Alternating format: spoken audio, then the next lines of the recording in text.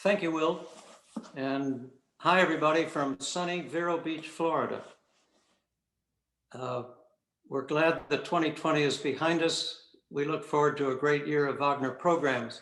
I wanted to let you know that in February, we will have a free concert featuring Jeffrey Swan and the Wagner Society Chamber Players, performing a program of Fauré, Beethoven, and Wagner. In March, our dear friend Jeffrey Buller will come back and talk about the strange hero in Wagner. But tonight is incredibly special, as I know you know from this vast crowd that we've attracted tonight. Alex Ross has been the music critic of the New Yorker for 25 years, and in my opinion, is our finest writer on music in America, and has been for a long time. And right off the bat, I wanted to say that, in my opinion, for what it's worth, this book, Wagnerism, Art and Politics in the Shadow of Music, is the most consequential and most important book on Wagner of our generation. So without further ado, Alex, will you join me and we'll spend an hour together. Hello, greetings. Welcome. You are in Los Angeles, I think. Yes, that's right. Yes, it's still late afternoon here. Thank you so much for the incredibly kind introduction. It's all too generous, but wonderful to hear. Well, let's get right to the book. You know, you and I spoke 10 years ago, and you said, I asked you to come to Washington, your hometown, and give a talk, and you said, well, I'm starting this book on Wagner. And I said, well, we'll just finish the book, and you come down when you're done with the book. And that was 10 years ago. Right. So we've been, you know, some of us have been waiting for 10 years for this product, and all I can say was it was worth the wait. It's a sensational work, and let's start out, if you would, by doing what you've done so many times in these kinds of interviews. Give us a little bit of the genesis and the process, the idea behind the book, and what kept you busy for 10 years. Right. Well, I've been fascinated by Wagner for a long time. I was somewhat slow in really coming to terms with Wagner. He was not a composer who swept me away in my youth. I really grew up with classical music, sort of the German-Austrian instrumental repertory from Mozart to Brahms was really the center of my existence. And I actually had very little exposure to opera. I didn't go to the opera when I was growing up in DC. I went mostly to chamber music and recitals with my parents. And so it was a slow discovery, but one in which I just became more and more fascinated by the man Wagner, the work, and the aftermath, the effect of Wagner, of Wagnerism, which is what this book is about. And I think I came to it in the wake of my first book, The Rest is Noise, A History of 20th Century Music, in which, of course, Wagner lurks everywhere. And especially right at the beginning of the book, beginning in 1900, you're beginning in the middle of the height of Wagnerism in the musical world. And if you're talking about Mahler and Strauss, the two main characters with whom I begin that book, you can't avoid Wagner. I mean, they really kind of were born, both of them born out of Wagner. And so I backtracked in that book and sort of explored, sort of tried to lay out the influence of Wagner. And then he reappeared in a major way later in the book when I wrote a chapter on music in Nazi Germany. And of course, there's no avoiding Wagner on that theme. And yet I felt, you know, as as I was, working through that material in that book, I just felt constantly sort of tempted to go further, and sort of there were these sort of detours that I went on that I ended up sort of not being able to fully include in that book, and it was sort of a sign that there was something there that I needed to explore further, and so there was some material that I set aside, which I then kind of returned to when I worked on this book. And above all, it was the question of the non-musical influence that I really wanted to tackle, because in The Rest Is Noise, I do tackle a lot of the sort of ramifications of Wagner in the musical world. But what's really extraordinary about the phenomenon of Wagner is how in the last period of his life, and then after his death for several decades, he became a kind of movement in the arts. There was this wave of reactions to Wagner that were very intense, that took all different kinds of forms, some worshipful, some skeptical, some openly hostile, and kind of every gradation in between. But somehow, one way or another, there was no getting around Wagner for several artistic generations, especially around the turn of the last century, this glorious decadent period of the fin de siècle, which had been a real fascination of mine going back to my teenage years, and was a lot of the academic work that I did in college. And so part of why I wanted to do this book was to sort of have the excuse to delve into that world once again, and in great depth. But as someone who writes about music and is constantly studying the question of how music acts in our lives, and for me as a critic, I can never sort of take it as given that the work exists as this sort of pristine object locked away from the kind of the social world and the cultural world and the political world. I'm just constantly observing how music acts in different ways on different audiences, and how my own feelings have evolved over time. And so this relationship between the work and audiences and these evolving complex relationships, I mean, that's what the heart of this book is. And there's a very intense kind of relationship where you have major creative figures reacting to Wagner and really using him, manipulating him very much to their own ends, from Baudelaire and Mallarmé to Proust and Thomas Mann and Willa Cather and James Joyce, and a sort of a litany of enormously consequential figures for whom Wagner played some kind of very specific and significant role. And so that's the kind of story that I wanted to tell, and to bring it up to the present. And so it is not actually a book about Wagner per se. And yet, of course, Wagner is omnipresent. And I really was trying to perhaps enrich and complicate extant popular conceptions of Wagner through these consecutive portraits and stories of how so many different people reacted to Wagner in so many different ways. So in a nutshell, that's what the book is trying to do.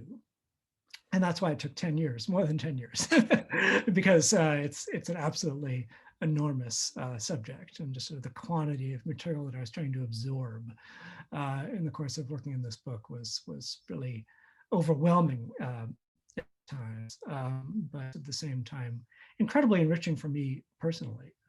And I have enormous gratitude toward Richard Wagner for setting me on this journey, because it's just been a fantastic episode of immersion and sort of education and re-education for me.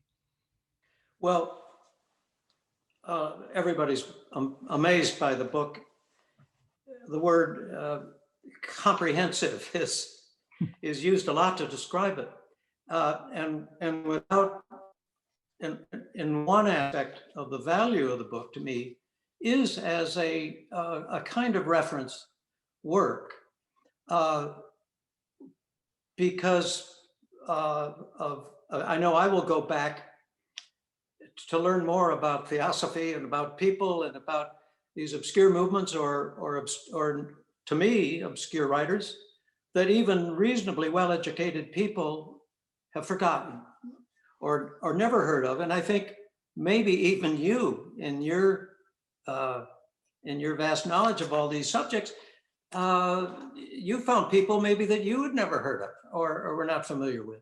Oh, absolutely. Yeah. There's so many discoveries. There's sort of people that I was sort of vaguely aware of, that I sort of delved into in more detail. And it's such an amazing lens through which to kind of review modern cultural history, kind of 19th, 20th century cultural history in a way, to sort of taking this thread, Wagner, and sort of seeing how sort of Wagner plays a role in so many different contexts. And so it just leads you into such fascinating corners. So there was a great deal that was unexpected. I mean, I knew who some of the pillars of the narrative were going to be. Of course, Thomas Mann was always going to be a big part of this, Proust and Baudelaire. But actually the importance of Willa Cather kind of caught me somewhat by surprise. I had read some of her work, and I knew that The Song of the Lark, her novel about a Wagnerian soprano, was of course going to be under consideration.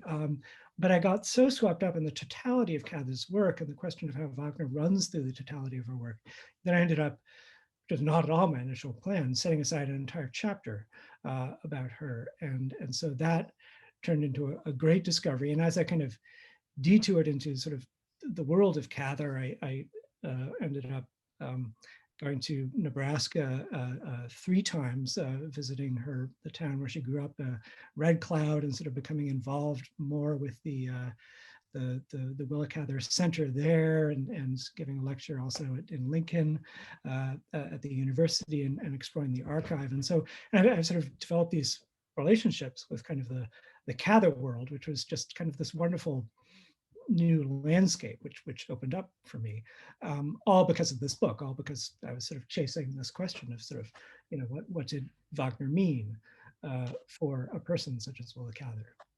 Well, I'm not sure I heard you correctly a couple of months ago, but I think you said at 800 pages, you might have gone to 1400 and had to cut out 600 pages. Is that true, or when did you decide to stop?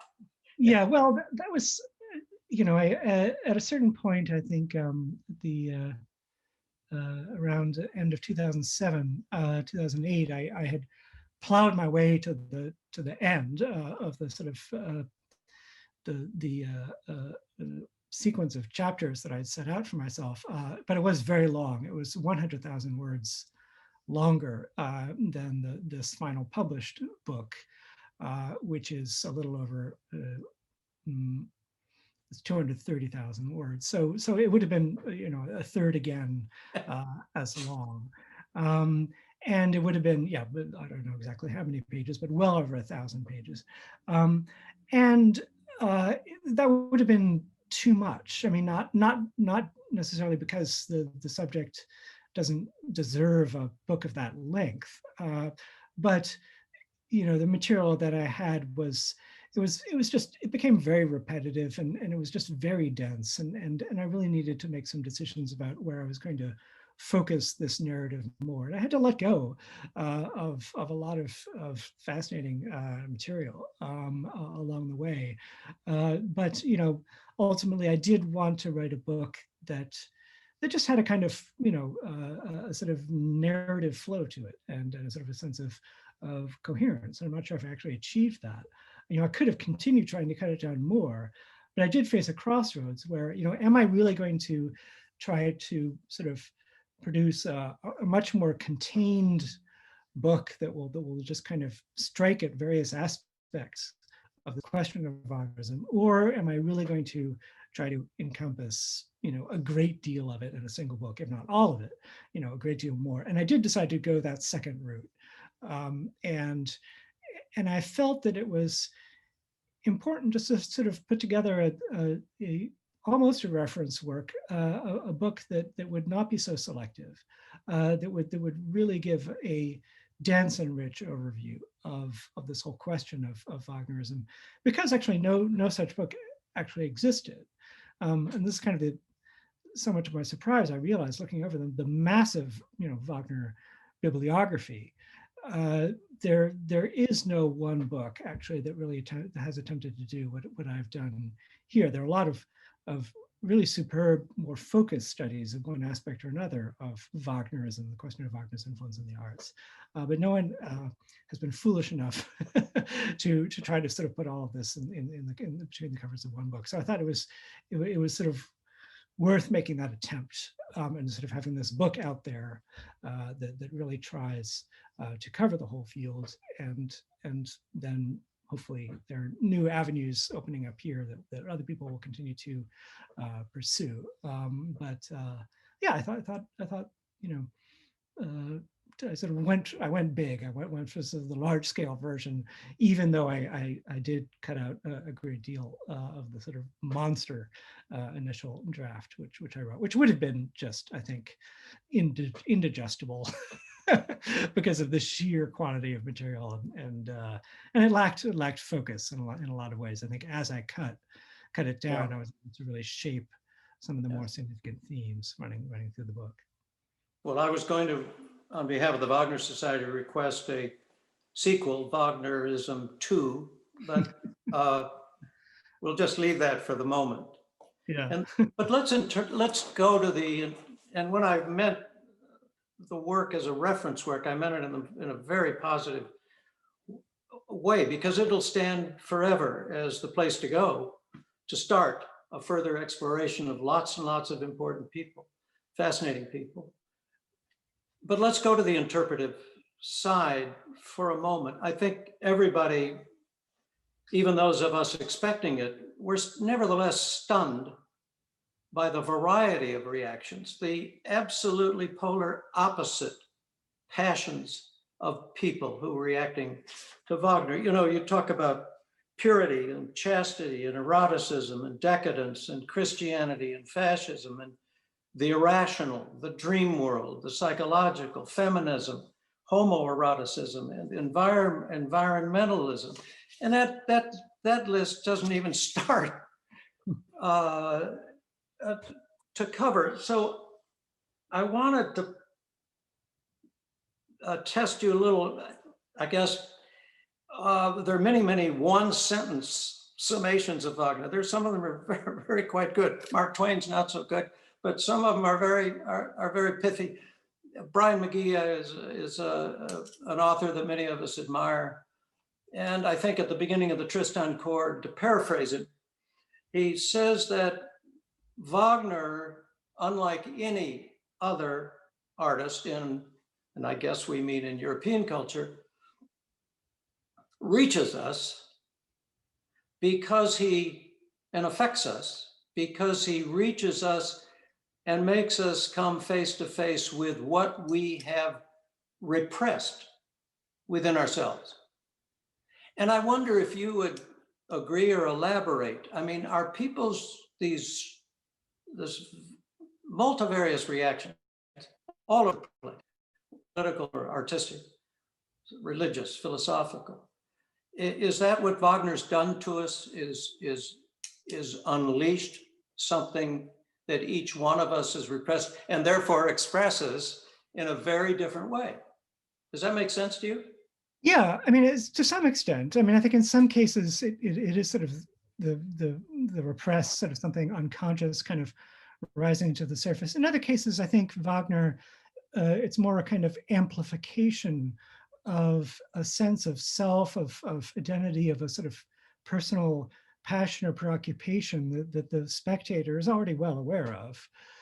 But somehow the experience of Wagner amplifies it and sort of mirrors it back in a way that startles the spectator and perhaps sort of reinforces, emboldens whatever that impulse is, whatever that sort of external impulse is, or it might be that Wagner sort of opens up something that's sort of completely unexpected and sort of exterior to the spectator's either conscious or unconscious experience. I mean, it can be a sort of zone of total discovery, but sort of one way or another, there's this sort of intensification of these mental and kind of psychological impulses, within this frame. And so at the end of the book, I used the phrase magnifying mirror.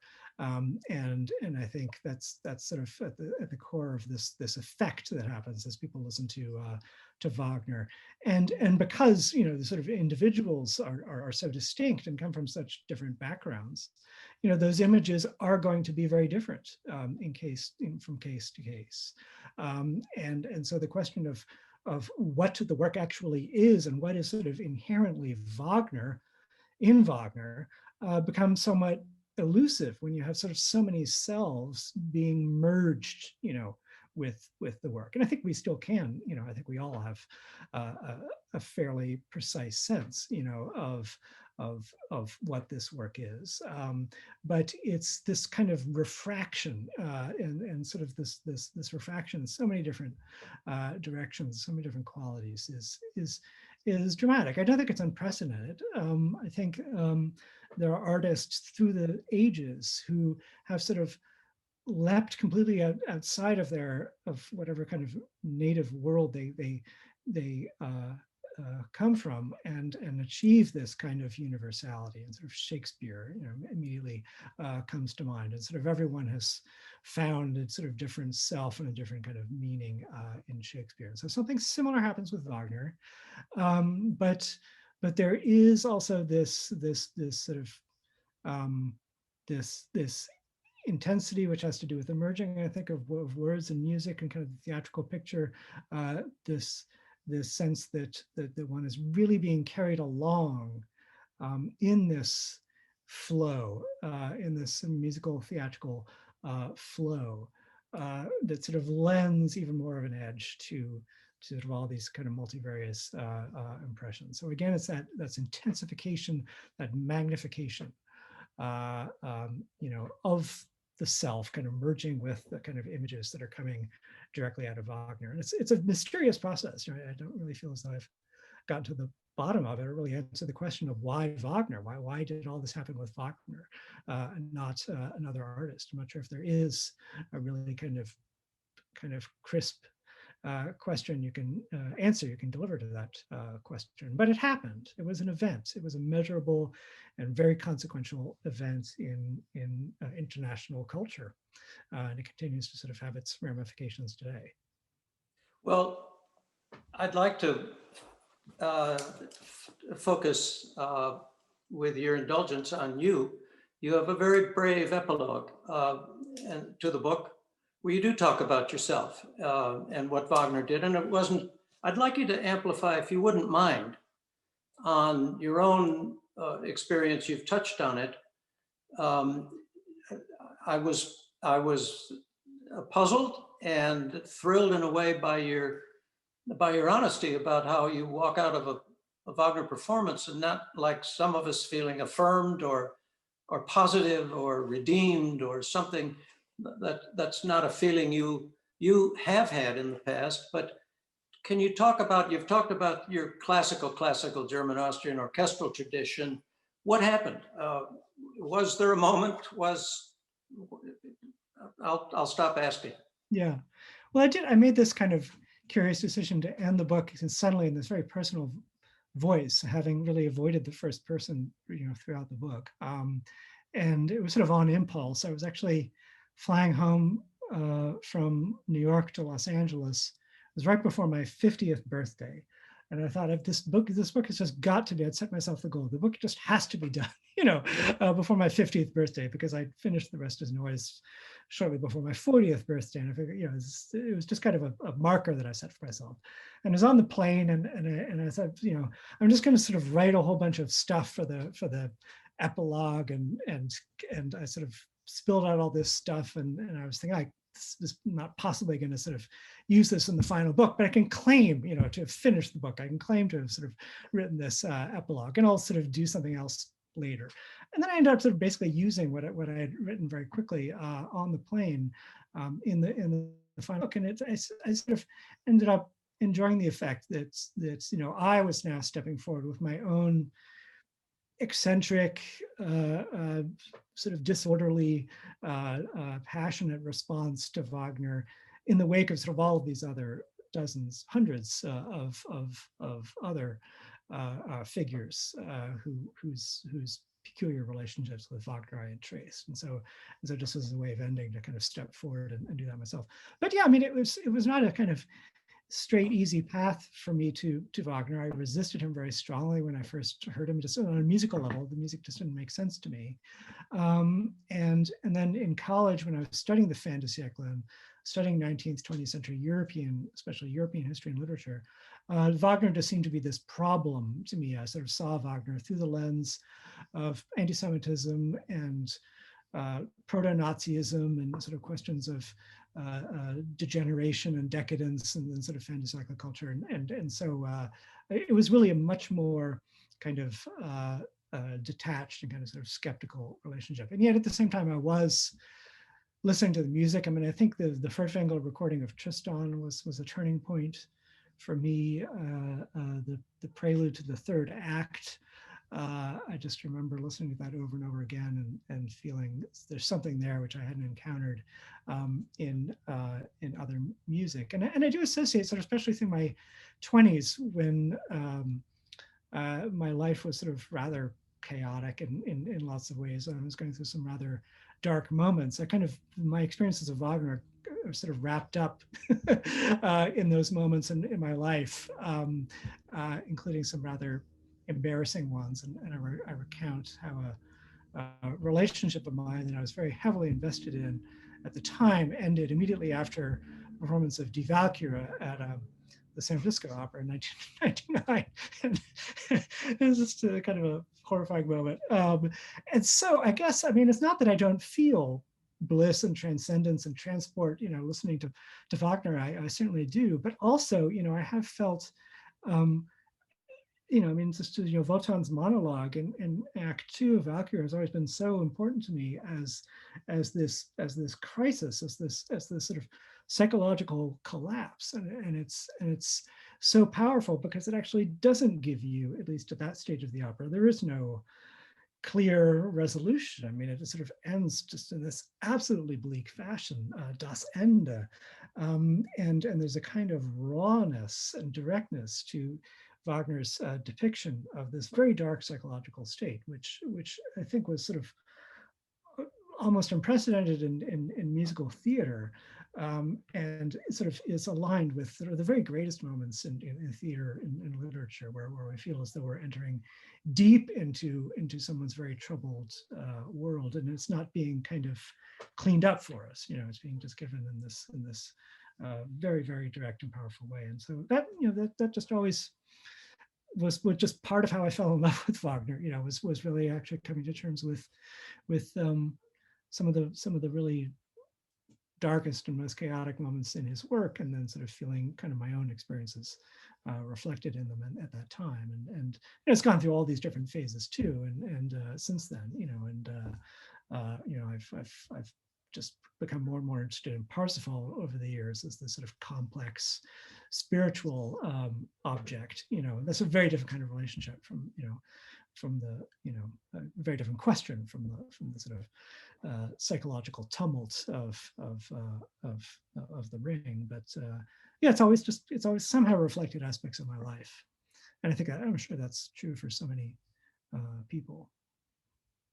I know you've given a lot of interviews about the book, and I'm in a way hoping you're sick and tired of doing it, because as the chairman, I want to employ my prerogative to talk about something quite different and shift gears, and because it will be so interesting to hear you talk. And my metaphor is either a huge onion or a telescope going out into the universe, which you've given us.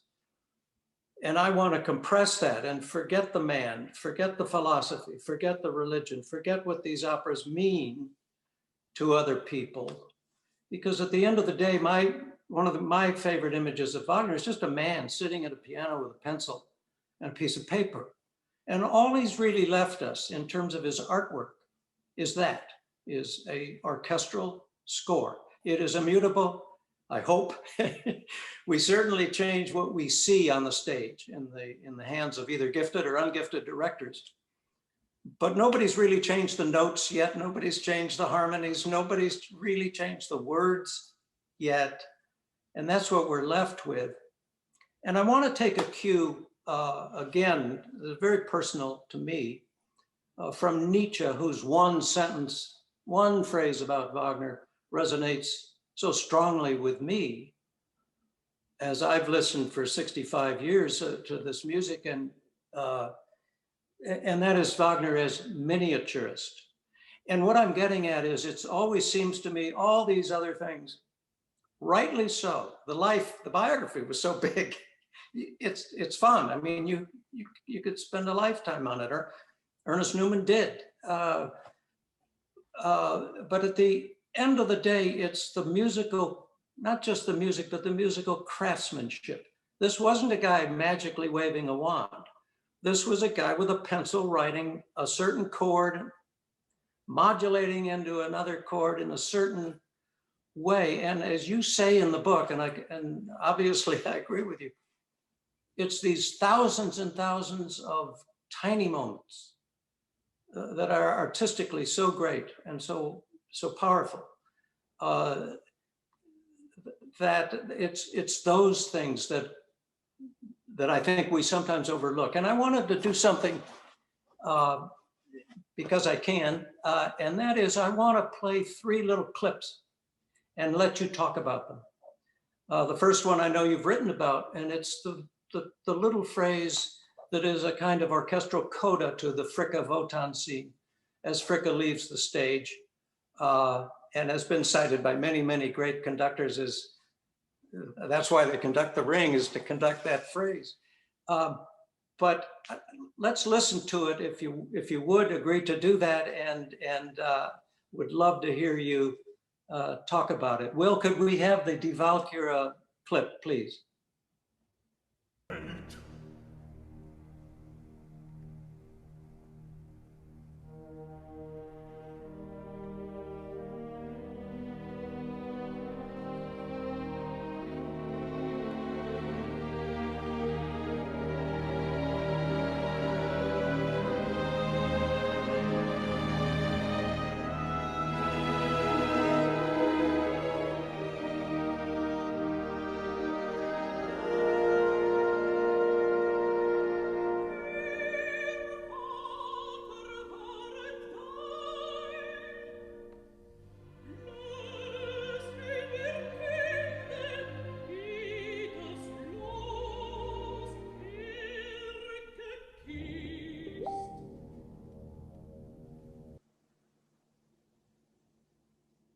Okay. Yeah, it's a magnificent moment, and it inspired this essay that I wrote for the New Yorker in 2011, 2012. 2011. Yeah. It was at an early stage when I was embarking on this Wagnerism project. And it's a bit funny because at the beginning of that essay, I say, well, you know, it's so easy when you're talking about Wagner to get distracted by, you know, the slogans and the writings and the biography and the philosophy and Schopenhauer and Baudelaire and Thomas Mann and this, that, and the other thing. You know, let's sort of put all that to the side and sort of really zero in on a moment in the music. And what I was sort of putting aside was, of course, this the very project that I was engaged in, where sort of you're always moving away from Wagner himself and from the work itself, to the point where the sort of the work itself really almost vanishes, you know, because often it's a kind of a rumor about Wagner that's kind of reverberating in the outer kind of cultural world. It's sort of people are reacting to, or sort of people have very eccentric ideas about what's going on in the operas, or you could say just erroneous ideas, but nonetheless real to them and sort of consequential in terms of their work. And so Wagner keeps vanishing. And, you know, early in the book, I do start every chapter from a work of Wagner and from moments in Wagner as a way of anchoring it. But ultimately, this book has to sort of put all that aside in order to undertake this sort of look at this vast spectrum of responses, you know, and it would just be a whole nother book that I could write, and perhaps I will write, that is sort of entirely about the music itself. But this passage has sort of intrigued me so much because I think like many people, I awaited its coming at each performance of The Ring, and would sort of try to grasp it as it went by, and it would sort of be over before it just sort of went. It would always go by too quickly, and it's a particular kind of it's a kind of musical material that is sort of largely not leitmotivic, and that does not reappear in the cycle. There's something singular about it. And so the question is, well, what is happening there? And it's beautiful and heartbreaking and wistful music with this twinge of dissonance at the top of the phrase. And it's actually rather sort of up for debate, what is being signified, in terms of the drama. Is this Fricka? Is this Wotan? It obviously has to do with the atmosphere of essentially the end of their marriage, but Brunhilde is also standing there, and Fricka is attempting to communicate with Brunhilde as well, and sort of urge her to do the right thing.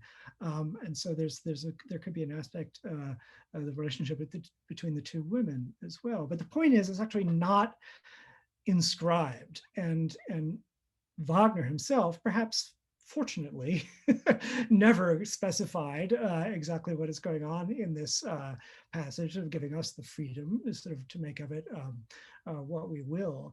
And so it becomes this freestanding object, a kind of almost purely musical object, having this mysterious unidentified function within the drama, obviously kind of informing the drama.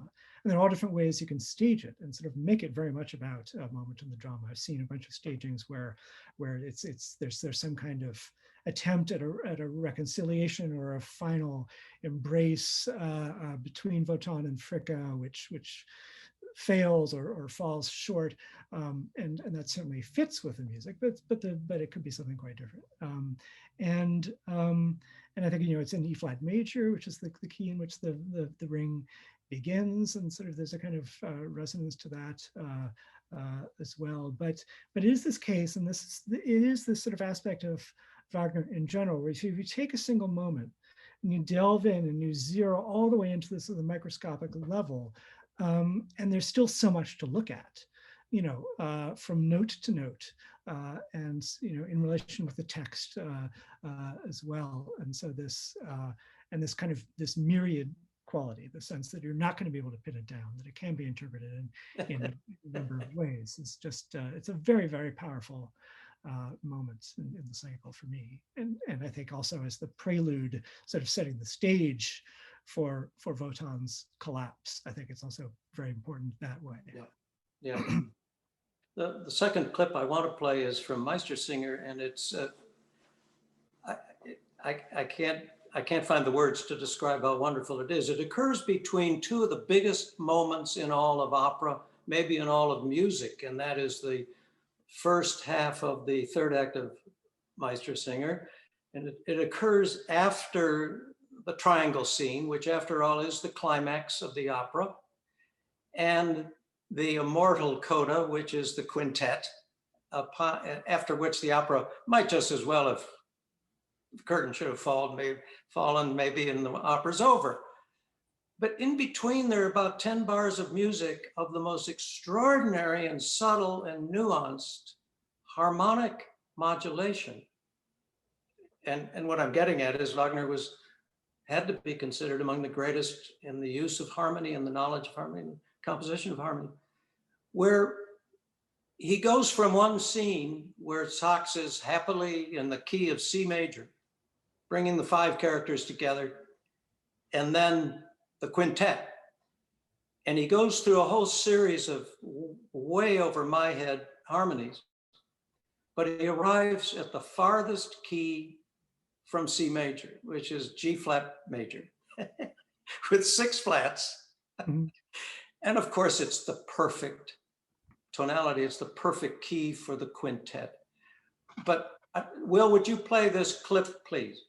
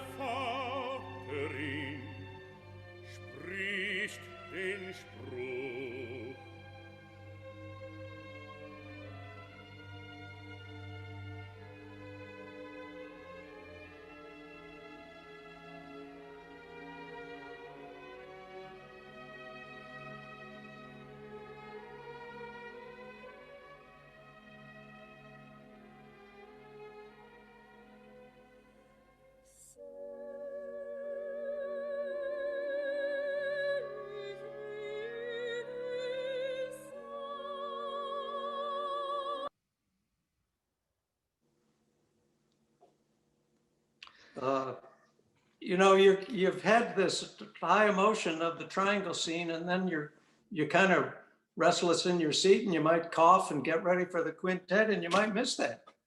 Yeah.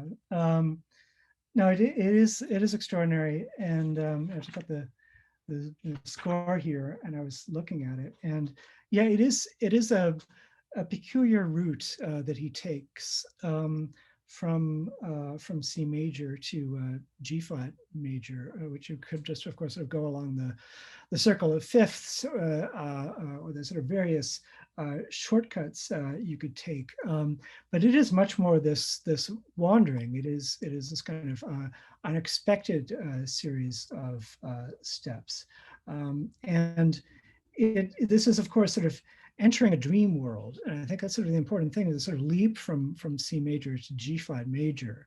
We are in this kind of this dream state, which has been occasioned by Walter's music. I mean, sort of Walter's music has led Sachs himself as a bewitched listener into this dream world, and this idea of sort of the interpretation of dreams, and the famous phrase about the Morgentraum Deutweise,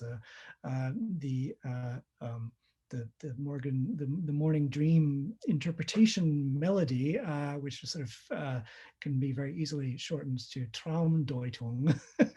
And in fact, Sigmund Freud loved this passage. He not generally known as a Wagnerian, but he liked Meistersinger very much, and he mentioned this passage in particular, that phrase. And so this is kind of this mechanics of kind of being led into a dream. And so the harmony, the kind of unexpected leaps of the harmony, which at the same time feel organic. They don't feel sort of arbitrary. It is sort of this enjoyable drift. And there's I noticed also that there's a step along this modulation or sort of harmonic shift of a major third, which was certainly not invented by Wagner, and it's an effect that you hear a lot in Beethoven. This kind of a shift along the major third is something you hear in the Pastoral Symphony. This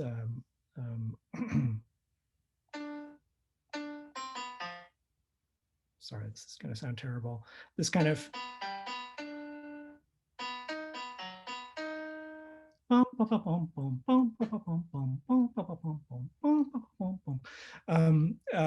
can't sing.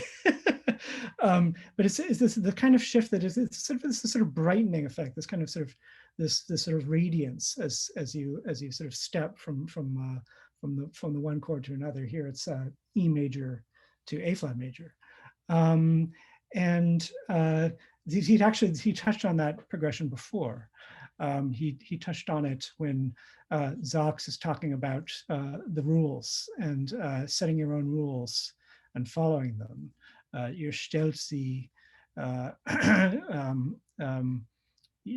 selbst und folgt ihr dann. You set the rules yourself and then follow them. And so this kind of magic harmony, this unconventional but beautiful and radiant and sort of free-floating harmony, is the kind of example of those self-imposed rules that Sachs is talking about, and which sort of Wagner's own music embodies, which is the prelude to the glorious quintet. So you have this melting, this kind of melting of one chord into the next, is an important effect, and one that he uses it could become overdone, and I think sort of this sparing application of these effects also in what generally is a much more kind of classically oriented, sort of harmonically kind of classically oriented opera is sort of especially piercing at that moment. Thank you. The third clip I want to play is my guess is generally missed in the theater. And I wanted to play it as an example of Wagner's orchestration. Here's a fellow who expanded the orchestra from 60 players to 100 players, not to be louder, but to come up with more variety of sounds. And if you watch a Wagner orchestra in the Ring even, there are very rare moments when all the instruments are playing. There are different combinations for each of the 4 trombones, for the 4 trumpets, which are tuned differently. But in this segment, it's the Brangäna Isolde scene at the beginning of Act 2. And Brangäna keeps saying, listen to the horns, the hunting horns. That's the real world that could come crashing down on you. And at one point, she says, those aren't horns, that horns never made such a sweet sound. And what Wagner does there, we hear the horns off stage like we do in other operas, other Wagner operas. But there's this almost imperceptible shift to the woodwinds and specifically the clarinets, where we know at that precise moment, Isolde is either lost or whatever. She's entering into this psychological, metaphysical dream world. And my point is, it comes out of the music, it comes out of the instrumentation and the man's skill of using instruments to convey. And so, Will, would you play, I know it's not a very loud moment and it can be missed, but maybe you could do that when you hear this shift. Will, would you play the third?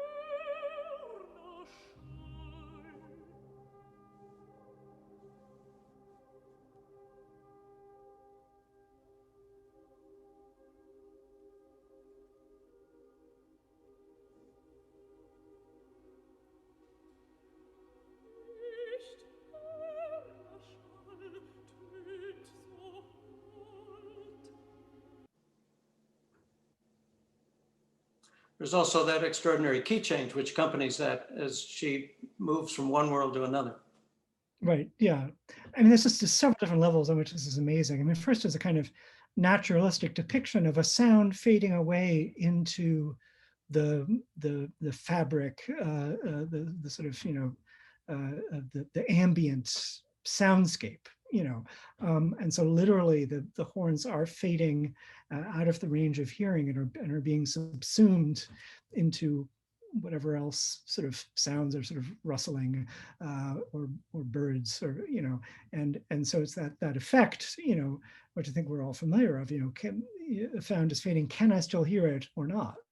And then there can be sort of a mirage where you sort of you think you're still hearing it, or it's not quite certain. So it's just that sensation of a particular sound being absorbed by this in fading into the sort of general soundscape. And so it's kind of a naturalistic aspect of that. But then of course there's also a psychological aspect, and this is where this is a truly amazing singular moment in opera, where we are listening to someone not listening. We're experiencing Isolde. So it's not just a question of sort of the sound actually fading, but like on another level, it is sort of Isolde's consciousness blotting out the sound and sort of changing the sound in her consciousness into what she wants it to be. She wants the horns to be gone, the hunting party to be gone from the scene, and therefore she's kind of substituting in her own consciousness these other sounds, these natural sounds, and that is truly remarkable. Where he's using the orchestration to make a psychological point. It's just and sort of illustrating the operation of a person's psychology is amazing.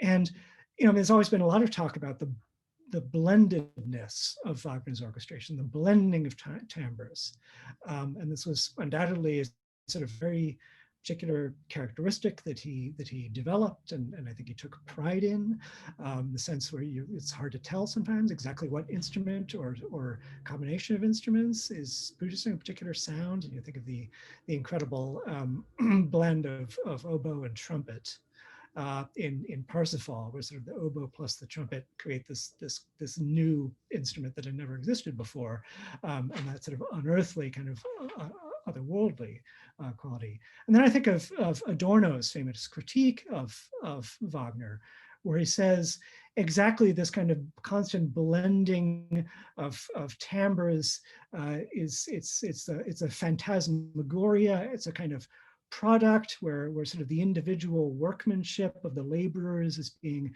erased and effaced in the sort of production of this spectacular product, which he was sort of comparing to Hollywood film or sort of whatever else, and so there's something he thought kind of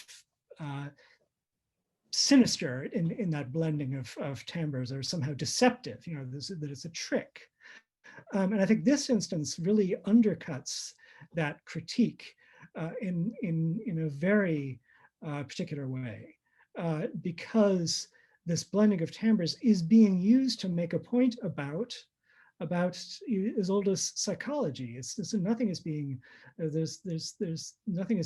something is being revealed, instead of being concealed by the way the timbres blend into one another. And so that's and of course Wagner is very capable of letting particular timbres stick out, for dramatic effect when he wants them to.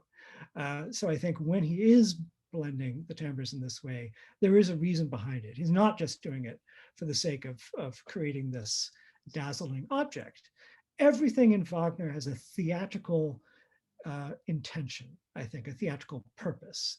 And this is what is missed again and again and again, I think, when we talk about Wagner, when we actually sort of isolate the orchestra and the orchestral excerpts, and things just constantly get disassembled from the kind of overall theatrical conception that Wagner intended for them, and so it always comes back to the theater and kind of sort of illustrating the theatrical moments transpiring on stage.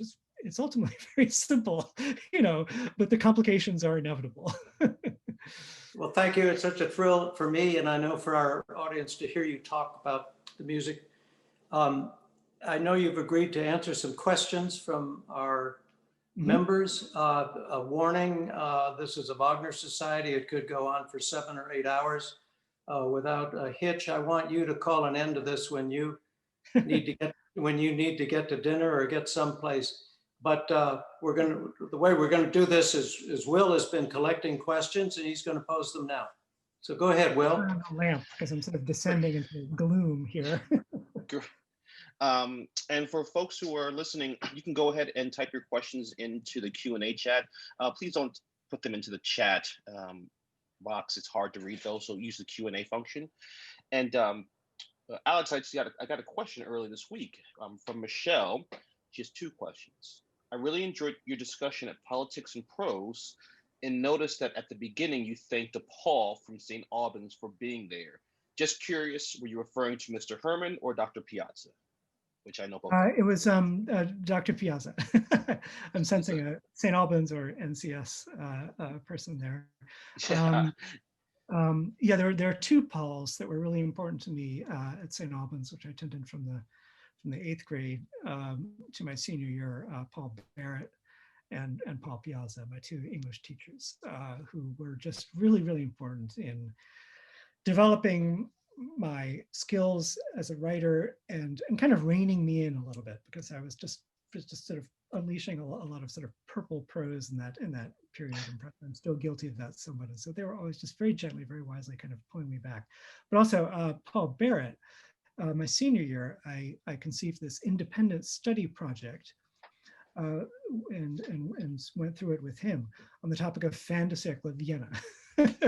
So there's that again. And we sat there week after week reading Hermann Broch's Death of Virgil and the Tractatus Logico-Philosophicus and plays by Hofmannsthal. And it was a great experience and sort of crucial for me as I was discovering kind of more aspects of that cultural picture. So I'm just tremendously grateful to those two men for being just two of the most superb teachers I ever had. I worked in St. Albans, and I agree with you. They are both superb gentlemen. Second question from Michelle. On a more serious note, in your wonderful piece in the New Yorker in 2011 entitled Secret Passage, you note that those 10 bars in Act 2 of Valkyrie don't reference anything in the Ring. Perhaps their language is closer to Parsifal? This is from Michelle. Thanks, Michelle. Yeah, that's a great point. I mean, it does, that rising phrase does make you think of the opening phrase of Parsifal. Yeah, that actually hadn't quite occurred to me in that way, that it's almost a premonition of Parsifal and perhaps the kind of enlightened spiritual state of Parsifal, or toward which Parsifal is striving, being perhaps a glimpse there in a sense, in the middle of the Ring, in the middle of the chaos and tumult of the Ring. And I think it is an insight that stems from Fricka, who's such an undervalued, I think, unduly perhaps put upon character in the Ring. And there is some great wisdom there, which sort of very few characters in the Ring possess, that seems to emanate from her. Great. This is from Ari Fernandez. Question for Alex Ross regarding Leonard Bernstein. Bernstein used to say that he hated Wagner on his knees. I miss any references to this statement in Ross's book. YouTube carries some of Bernstein's work on Tristan and Isolde. That is wonderful. Comment, please. This is from Ari. Yeah, I didn't quote that famous comment of Bernstein's, although I do have him at the very beginning of the book visiting Wagner's grave and saying it's big enough you can dance on it. But this is a kind of formula, kind of hating Wagner on his sort of this mix of kind of, this love, essentially this love-hate relationship. I mean, it's a formula that's sort of a number of people kind of espoused, and one that I do quote in the book is this comment made by a friend of Catulle Mondes, who said that after the publication of Judentum in der Musik, was it Judentum in der Musik or was it the War of 1870? I forget which one, but he was Jewish in any case, and he had a bust of Wagner in his study, and his reaction was to add a noose, put a noose around the neck of the bust.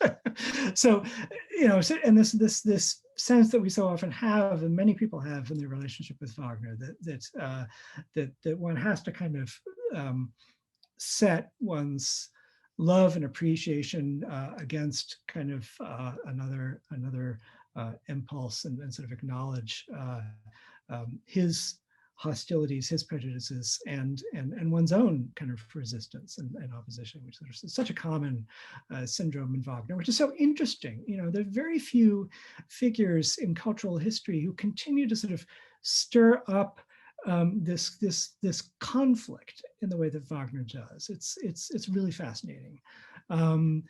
He just has not faded into the mists of history. There's something still alive and provocative and unsettled and kind of unresolved in Wagner. I think this actually gives him power, and it might even be a product of his aesthetic.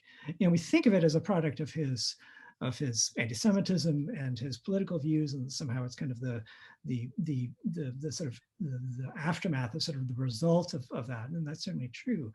But there was always this sense of just Wagner setting off conflict from the beginning, with the music itself and his aesthetic ideas, as well as the politics and everything else. And so it's somehow built into the Wagner apparatus that he enrages people, or that he sort of causes this great inner conflict.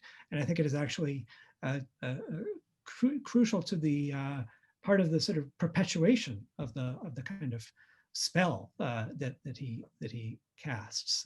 The fact that just the matter of Wagner is unsettled. Great, thank you. From Bill Pastor, sorry to move from the sublime to the mundane, but on page 421, you refer to Peter Berger's, in your words, canonical study theory of the avant-garde.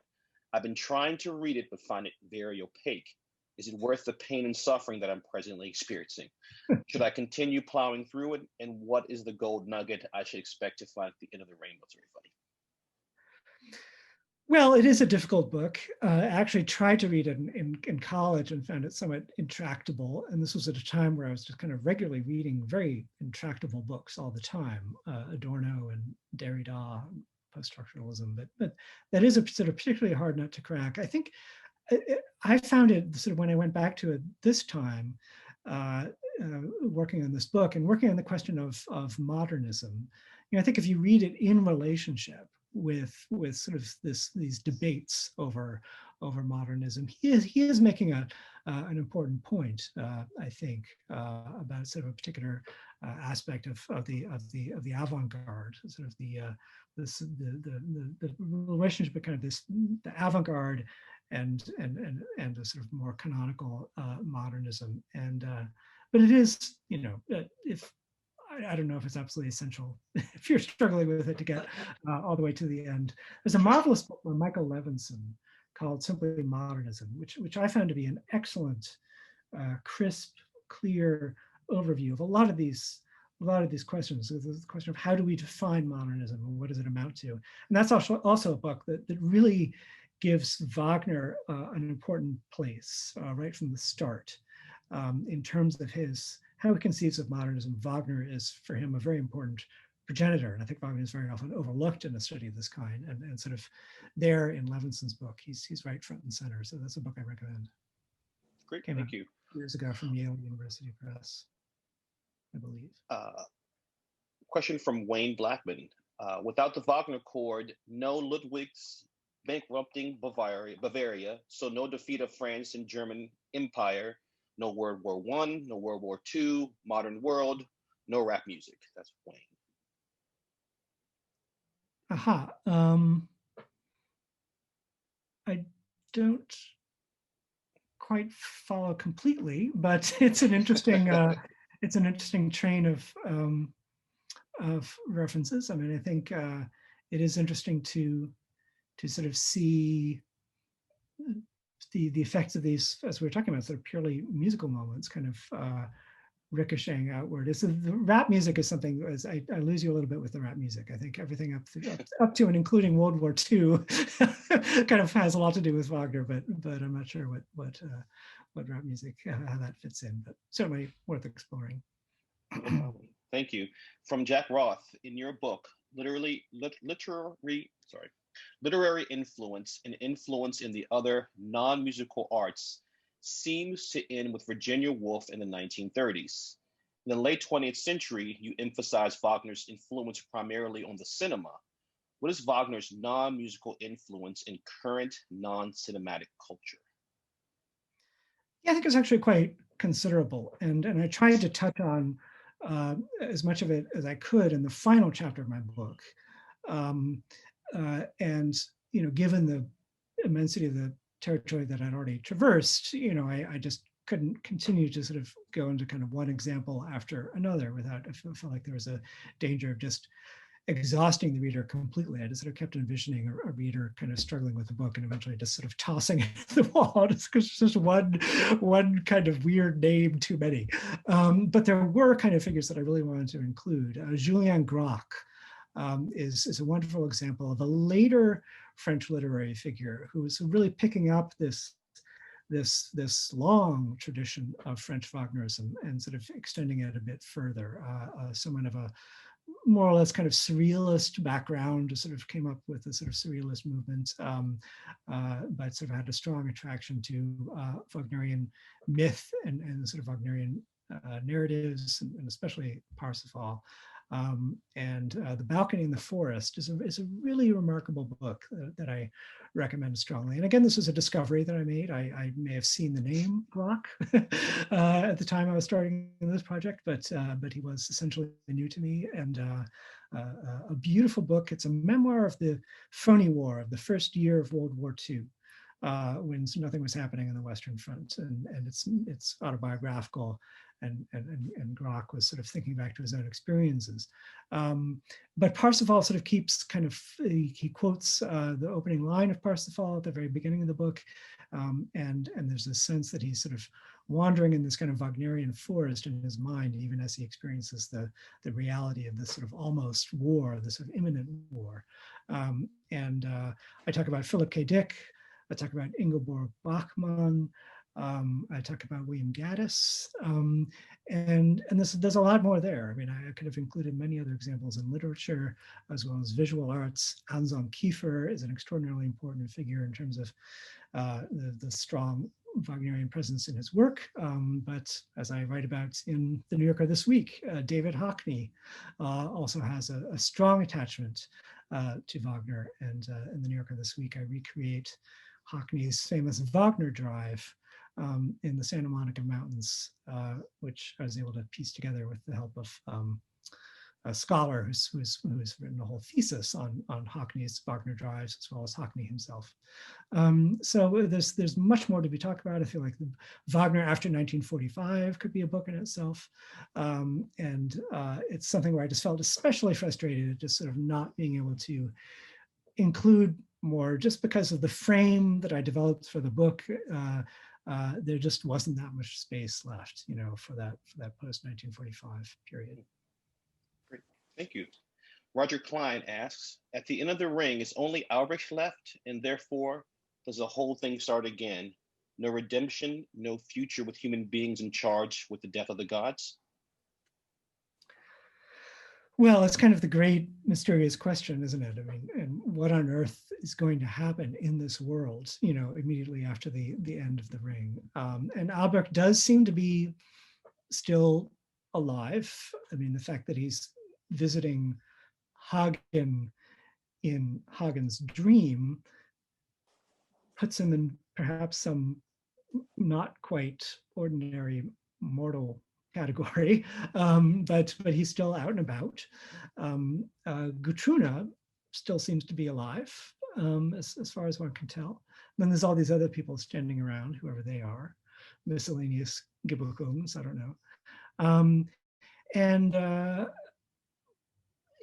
mean, the message conveyed by the closing music, I think, is one of hope for a future utopia, for sort of a resolution to all these questions. But I don't think Wagner would have been that naive, and so this idea of a cycle beginning again, not necessarily Albrecht, I mean, before Albrecht, Wotan was the problem, is this sort of ultimately the source of discord in the world of the ring.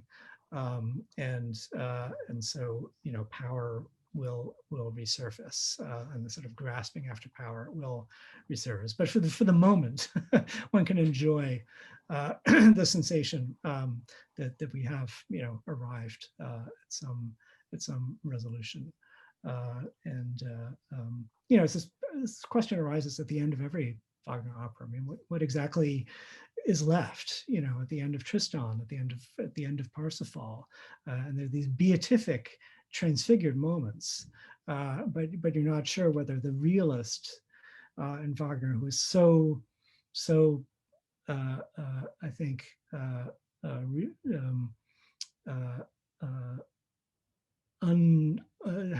lacked illusions, about the sort of nature of power in the human world, whether perhaps it's only because the opera is ending, and sort of literally the story is just not going to go any further. Somehow this beatific, resolution is permitted. there's a wonderful orchestral piece, or it's actually a concerto for percussion and orchestra by Christopher Rouse. I don't know whether some of you know it, called Der Gerettete Aloy, which begins with the end of the ring. I won't spoil it. You could find it on YouTube, but it's a wonderful kind of musical fantasia on what might happen after the end of the ring. Interesting, thank you. From Adrian Murphy, if you were going to introduce a young person to Wagner's operas, which opera would you choose as a starting point and why? My own preference would be for the Valkyrie, but perhaps there is some other one which is better. I don't know. I mean, it really sort of depends on the individual to some extent. You know, I mean, I would say that the Tristan was the opera that was kind of the gateway for me. But then again, you know, as a listener, I had sort of already absorbed a lot of what came after Wagner. I was already listening to Bruckner and Mahler and Richard Strauss and Sibelius. And so I was prepared for the more radical language of Tristan in a way that sort of a completely kind of neophyte listener might find more difficult. I've heard a lot of people saying that Lohengrin was their entry point. Lohengrin was the entry point for the young Thomas Mann, and so there's a kind of a sort of a almost sort of young adult storybook quality to to Lohengrin if we're sort of thinking of a young person, you know. But I don't know. I've heard of sort of young people, teenagers or even younger, being swept away by Parsifal, which seems kind of the most difficult place to begin. But I think ultimately you don't know how people are going to sort of, or whether, you know, they're going to get it. You know, I mean, whatever it is, I think it really has to happen in the theater. It has to happen in a live performance. I mean, that was where I truly began to appreciate Wagner was only when I was seeing Wagner in the opera house. Thank you. From our esteemed guest speaker, Saul Lilienstein, what are some of the subjects that you were most reluctant to leave out? Well, it's just a lot of lovely oddities, you know, that I'd accumulated that I just sort of couldn't quite find a place for. I mean, I talked about very briefly that one novel by Grach, but there are two other plays by Grach which are wonderful, and I wanted to talk more about. It's just an endless list, you know. I think in terms of the bigger picture, sort of the bigger themes, I would certainly say that there's a lot more to be said about Wagner and politics, you know. And so I have this chapter where I touch upon sort of the leftist engagement with Wagner. There's a lot more to be said there. In a way, sort of the structure of the book is strange that I kind of delay kind of really dealing with this sort of political aspect of Wagner to much later in the book. But of course, you know, setting out in the first chapter when I'm sort of setting out the ring, I mean, sort of just avoiding kind of the politics of the ring. And so, you know, that's just a very big subject. And I think, you know, because ultimately the main focus of the book was on culture, was on arts and literature, sort of politics was sort of more in the background. But there's a great deal more to be said about Wagner on the left, I think. From Belinda Shaw, at what point do you think that eclecticism became a Wagnerism? From Belinda. Sorry, what's the first word again? Eclecticism. At what point did eclecticism become Wagnerism? I'm a little unclear by what is meant by eclecticism.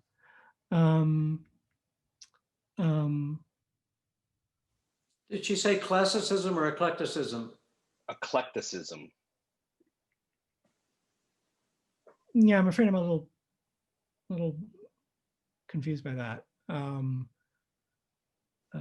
mean, you know, Wagner was himself in terms of eclecticism, I mean, he was a voracious and kind of unsystematic reader, and as well as kind of absorber of culture and politics and philosophy and everything else. I mean, there's kind of a jumbled aspect, sort of everything that Wagner took in, and so it was happenstance in some instances where, I mean, the famous story that he's really plunges into Schopenhauer as he's writing Valkyrie, sort of because of a congruence between the kind of themes of Schopenhauer and the themes that he'd already developed for Valkyrie. Seemed to sort of set off this extreme, fascination with Schopenhauer, which might not have happened if he had sort of done that reading at a different point. And so it's jumbled. Nietzsche talked about Wagner the dilettante,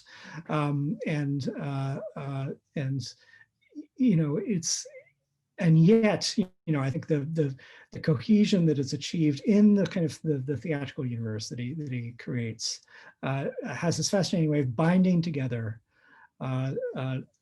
these impulses, these sources, these sort of raw materials that otherwise might not belong together. And so there's the very kind of collection of what interested Wagner becomes this really interesting starting point then for sort of future explorations for sort of Wagner listeners, however happenstance Wagner's own kind of intellectual process may have been. So I don't know if that really gets at the question or not. Thank you. There was a question in the chat from Eric Lindquist, and he writes, is there only one kind of Wagnerism, or are there a number of kinds of Wagnerism? Oh no, there are many different kinds. I mean, in a way, it's kind of impossible to define, what it is in any really definite way. Wagnerism is kind of more this. I feel like it's kind of a parasitical growth that appears on sort of a series of intellectual and cultural movements of this period, and so kind of aspects of Impressionism, kind of post-impressionist painting, symbolism in literature and the arts, early modernism, Russian symbolism, kind of sort of Bolshevik radicalism, sort of a whole series of movements where sort of, Wagner serves to kind of flesh out or sort of interpret it as some kind of progenitor of that movement, but in a way that's really hard to sort of spell out. I mean, it's a collection of characteristics, really. If there's something that seems to occur more often than anything else, it is this sensation of listening to Wagner and passing into some kind of dream state, sort of being sort of brought into some kind of unconscious world, or having one's own kind of unconscious impulses rising to the surface, as we were talking about earlier. This idea of a Wagner spell, and kind of the aesthetic implications of that. So I'm not treating that as just kind of a weird kind of moment that comes and passes in the theater as we're listening, but this is kind of, it becomes an aesthetic principle to be pursued, to be developed by the French symbolists, by the early Anglo-American modernists, by Kandinsky, and sort of taking that Wagner effect and generalizing it. And it really does become one kind of essential feature of modernism. And it really goes back more to Wagner than to anyone else. And Wagner isn't the sole source of it, whether we're talking about the stream of consciousness or interior monologue or whatever it is. But I feel like of the possible progenitors in the 19th century, Wagner is the biggest, the most plausible source of that kind of thinking. Great, thank you. From Adrian Hoffman, thank you. For the rest is noise and Wagnerism. Act 1, Scene 3, Tristan. I found a two-measure example of pure dodecaphony half a century before Schoenberg's Jacob's Ladder. How is it possible for a relatively formally untrained musician-composer to achieve such a miraculous, innovative musical language? Hi, Jim. Yeah, well, I mean, Wagner was better trained than some kind of accounts, including his own self-image, sort of lead you to believe. He had a fairly thorough training, not as extensive as a lot of others, but he went to the Thomasschule, where Johann Sebastian Bach had been present, not within anyone's living memory, but that was sort of Bach's world, and a lot of his methods were in a sense still in the air. And those early instrumental pieces by Wagner, the symphony and so on, they show considerable skill. Die Feen is an extraordinarily skillful first opera, a really wonderful opera in its own way. And so I think we don't want to see Wagner as kind of untrained. And so, the question of, what happens with, I think there are kind of these almost kind of accidental moments in Wagner that seem to approach a kind of 12-tone writing. And this also happens in Mahler and Strauss. And I think it's just a function of the kind of harmonic vocabulary that Wagner used. His habit, I think as we were looking at in Meistersinger, of kind of skating from one chord to another, sort of not following the kind of conventional logic of modulation, but just kind of, it goes beyond E major to A flat major. Can be these very extreme collisions. There could be a direct collision across the tritone, the sort of two most sort of distant chords in conventional thinking. In Parsifal, especially, kind of tend to kind of collide with each other. And as you're kind of throwing chords together in that way, you will kind of end up almost by accident crossing that whole chromatic spectrum, just as you kind of skip from one chord to another. And so I think that is what, I don't know the precise passage in Tristan that you're referring to, but I can easily imagine. I think there are a number of instances of this in Wagner. And I think, Schoenberg really was brought up in Wagner his whole life. He loved Wagner's music. And so he would have been aware of those moments, and also those moments in Richard Strauss, where it actually becomes quite a bit more explicit.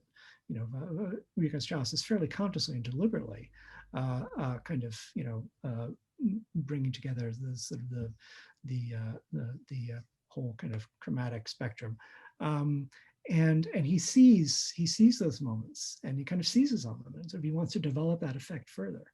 And so it is this kind of outgrowth of Wagner in so many ways. And so those relationships, from one composer to the next are so interesting. Wagner himself, I doubt if the idea of atonality had been presented to him, or 12-tone writing, I don't think he would have found it appealing.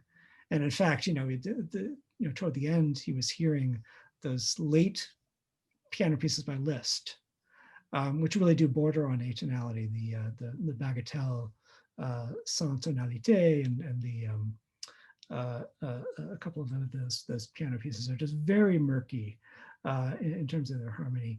And he thought Liszt had gone insane or had become senile, So that wasn't a direction that he himself seemed to, find appealing, because the moments of great tension, enormous dissonance, and can be very violent, sort of bordering on kind of cluster chords. The chord that you hear right at the beginning of Wotan's outcry it's a very, very complex dissonant chord. It's those are sort of the extremes, but then you always come back to a very pure, basic kind of tonality. So it's just all about that tension, dissonance, consonance. I think that's what really mattered to Wagner, maximizing that tension, but it's in a sense always sort of coming back home. Thank you.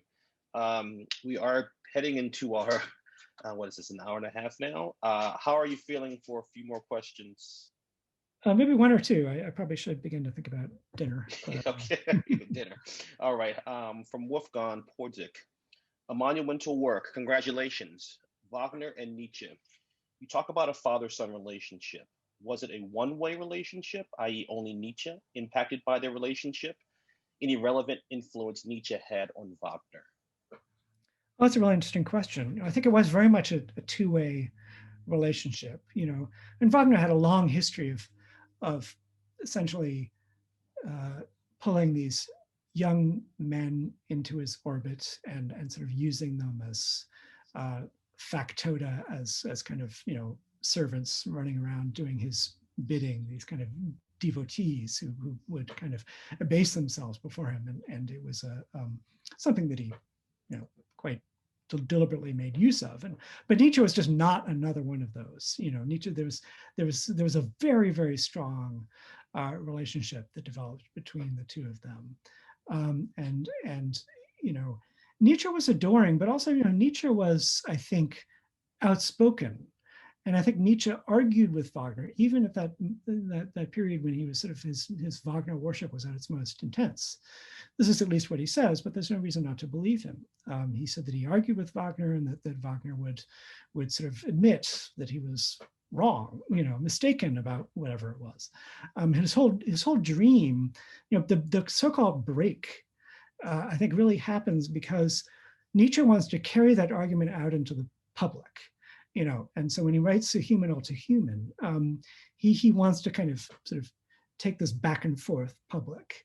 And he thinks that Wagner, very mistakenly, naively, he thinks that Wagner is going to go along with this, and so there can be this sort of public back and forth between them. And Wagner just sees it instead as this absolute betrayal. I think Cosima influenced him considerably in that respect as well. I think Cosima was especially offended. And so this break takes place, But yeah, it was very much a kind of mutual relationship. And the question of did Nietzsche influence Wagner is certainly possible. I haven't really thought in particular about how that might have played out. Of course, The Ring was sort of essentially complete, was sort of moving toward completion by the time Nietzsche entered the Wagner household, and I don't think you can necessarily argue that, or maybe it's possible that the kind of, the edge, this extraordinary kind of edge to Götterdämmerung. I find sort of there's a sharpness, there's an irony, there's kind of savagery in Götterdämmerung, as Wagner is manipulating his own library of leitmotifs and kind of turning them inside out and sort of turning them upside down and kind of really kind of treating them in this quite cavalier and ironic fashion. Could sort of Nietzsche's tone, Nietzsche's attitude have influenced that? I don't know. Could Nietzsche have influenced Parsifal? When we think of Parsifal as the work that Nietzsche rejected, absolutely. But this kind of spiritual eclecticism and the strong admixture of kind of pagan, I think, religiosity, pagan spirituality into Parsifal, maybe Wagner could have been influenced in some way by Nietzsche's thinking. It's a good question to explore. Well, great. Well, we are at the 9 o'clock hour, Alex. I know you're probably ready for dinner. Jim, do you have anything to close us out with? Well, only to express on behalf of all of us our thanks for your spending so much time with us and so lucidly, and it's a privilege for me to listen, and I think a lot of our members feel that way. So we look forward to the next Wagner book, whatever it is, and to anything else you have to say about other composers as well. Alex, thank you so very much for being with us tonight. Thank you. It's been wonderful to be here and wonderful conversation, Jim, and best wishes to all of you out there in my somewhat beleaguered hometown of Washington, and hoping that everyone stays safe and things move to a more peaceful phase of life soon. Well, we'll try to remember the end of the music at the end of The Ring. Yes. Thank you very much, and good night, everybody. Okay, good night. Bye-bye.